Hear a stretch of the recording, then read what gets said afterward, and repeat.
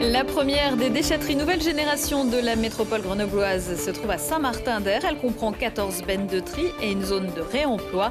Le trafic y est plus fluide. Accueillir de plus en plus d'enfants et mieux les accueillir en donnant un coup de pouce aux familles les plus fragilisées. La ville de Grenoble poursuit son plan crèche, même si on est loin des 200 places prévues. Et puis les paysages du Sud-Vercors, entre Vif et Saint-Michel-les-Portes, accueillaient il y a quelques jours un rallye automobile. À l'issue des 3 spéciales victoires de l'un des favoris, Denis Troussy. Bonsoir à tous, ravi de vous retrouver dans ce JT du jeudi 27 septembre 2018, toutes les heures à partir de 18h, l'essentiel de l'actualité du Grand Grenoble en moins de 10 minutes. Le ministre de l'Intérieur est attendu vendredi à Grenoble. Les élus de Grenoble, Échirolles et Saint-Martin-d'Air devraient lui renouveler leur demande de moyens supplémentaires pour assurer la sécurité dans leur commune.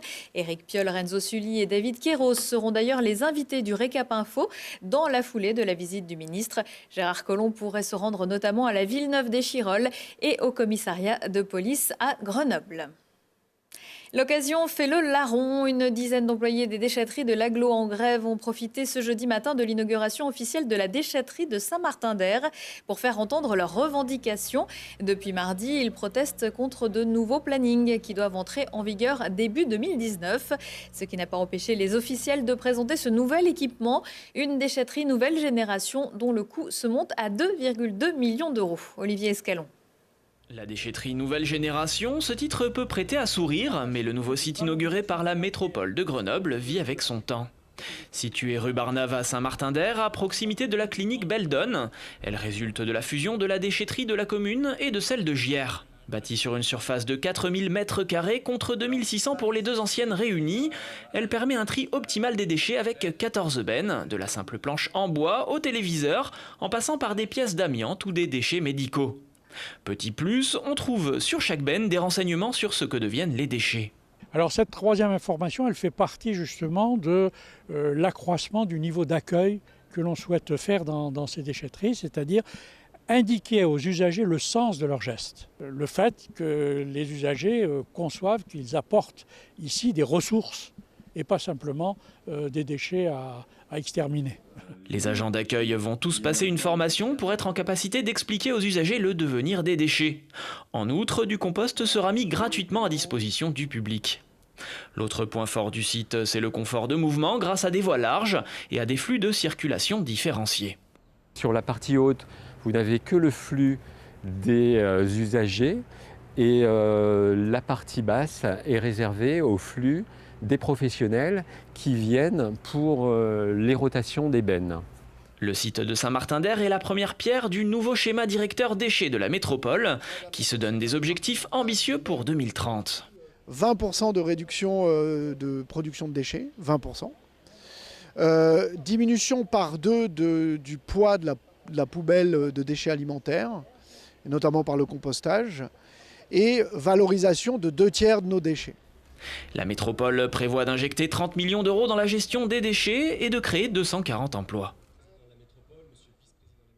4 autres déchetteries vont également bénéficier de ce programme de renouvellement. Échirolles, Sassenage, Vars et Grenoble-Jacquard. Chaque habitant de l'Agglo dépose en moyenne 238 kg de déchets par an dans l'une des 21 déchetteries du territoire. Les conditions de détention à la maison d'arrêt de Vars examinées jeudi matin par le juge des référés du tribunal administratif de Grenoble. Placé en quartier disciplinaire, un détenu dénonce des conditions de détention indignes. La cour de promenade consiste en une pièce dont le haut des murs a été ajouré, ce qui ne serait pas conforme à la loi. Les cellules n'ont pas d'accès à l'eau, les toilettes seraient bouchées et le requérant n'aurait droit qu'à une douche par semaine.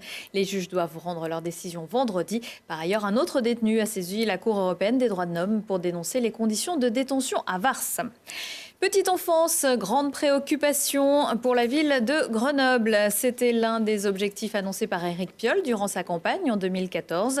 200 places de crèche supplémentaires. Pour l'instant, le compte n'y est pas, mais ça pousse dans le bon sens. Après l'établissement d'accueil du jeune enfant EAJE Charelle, 4 nouvelles crèches sont construites ou réhabilitées dans le cadre du plan crèche, dont le montant global s'élève à 6 millions d'euros.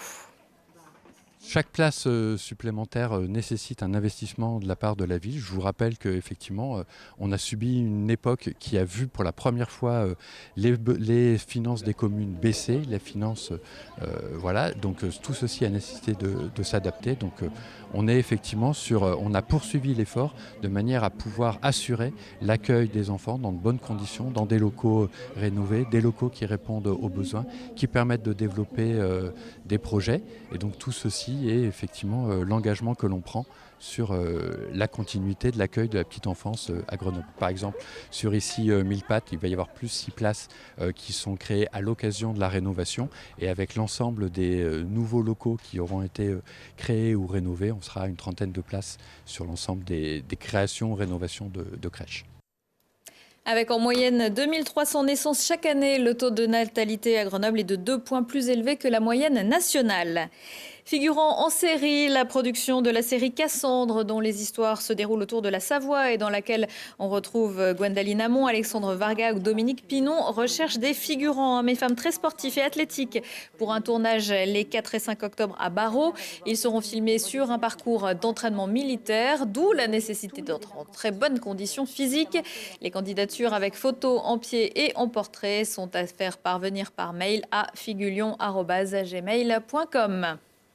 Vif, Miribel-Lanchâtre, Château-Bernard, Saint-Andéol, Saint-Guillaume, Grès-en-Vercors et Saint-Michel-les-Portes. C'était le menu du rallye automobile du Balcon Est du Vercors qui se déroulait le week-end dernier. Mathias Arez a suivi les épreuves sur ce parcours de 126 km. Pour la 7e édition du rallye des Balcons Est Vercors, la course organisée par Lanchâtre Omnisport déménage. Avec Vif pour ville départ, l'édition 2018 se rapproche de l'agglomération grenobloise. Du public au rendez-vous et des coureurs bien connus dans la région. Plateau un peu limite en quantité, mais par contre un plateau magnifique en qualité où la bataille à tous les étages et surtout pour la victoire scratch et le podium qui sera très très relevé, je pense. Cette année, moins de spécial, mais des courses plus longues. Au programme, 3 épreuves d'environ 15 km où une erreur pourrait être fatale au chrono. Tout de suite dans la première, ça va être important de faire voir qu'on est là parce qu'après on va repasser qu'une fois et dans la dernière on va passer qu'une fois aussi. Donc on ne peut pas se dire on améliorera au deuxième tour. Il faut être bon tout de suite. Sur le papier, c'est Denis Troussier le favori au classement général. Au volant de sa Citroën DS3 R5, le Saint-Marcelinois a le moteur et l'expérience pour s'imposer. À ses trousses, Philippe Brun, habitué des épreuves avec sa 206 CCF 214, mais aussi le Grenoblois Thomas Barral et sa Clio R3 Maxi, prêts à créer la surprise.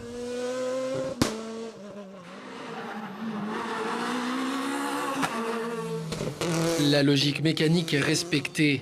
Le couple Troussier l'emporte au général à seulement 3 secondes 8 devant la Peugeot batailleuse de Philippe Brun. Très très chaud, on a creusé heureusement un écart de 4 secondes dans la seconde spéciale. Et c'est ce qui nous a préservé pour l'arrivée, mais c'est vrai que ça a été bagarre depuis ce matin jusqu'à ce soir, quoi. Mais c'est comme ça qu'on apprend bien en rallye, quand on se bat à la seconde, c'est bien. Voilà, surtout face à des gens comme Philippe, c'est très bien. Anthony Parmelan complète le podium au général avec sa Clio RS, profitant d'un abandon de Thomas Barral. Avec 69 pilotes au départ de cette édition 2018, nul doute que la ville de Vif accueillera de nouveau l'épreuve l'année prochaine. La saison des rallyes s'achève. Parmi les derniers rendez-vous en Isère, le 13e rallye de la Noix de Grenoble fin octobre autour de Saint-Marcelin. Le comité consultatif national d'éthique s'est prononcé mardi en faveur de l'ouverture à l'assistance médicale à la procréation pour toutes les femmes. La loi sur la bioéthique sera présentée dans quelques semaines. L'AMP, c'est le dossier du nouveau numéro de Check-up, notre magazine santé et innovation, à retrouver ce jeudi à 21h15 et sur le replay de télégrenoble.net. Les foires au vin battent leur plein chez les grandes enseignes et même les petits commerces. Ouvrez l'œil, vous pourriez dénicher des AOC Côte d'Auvergne. Pour en savoir plus sur cette appellation, ne manquez pas Voyons voir, l'émission des 4 chaînes régionales. Sandrine Audrin s'est rendue à Flanc de Volcan pour découvrir ce vin de caractère, avec aussi un reportage dans la Loire sur la vinification dans des amphores. Comme chez les Romains, c'est à suivre à 20h45 et 23h45. À 19h15, 20h15 et 23h15 si on parlait. Aujourd'hui, avec ses invités, Thibault Leduc va suivre au pas de course un des meilleurs attelages du monde et dérouler le programme de la semaine de la non-violence qui débute ce week-end dans l'agglomération grenobloise. Prochain rendez-vous avec l'actu dans 1 heure et en replay sur télégrenoble.net. Très belle soirée à tous.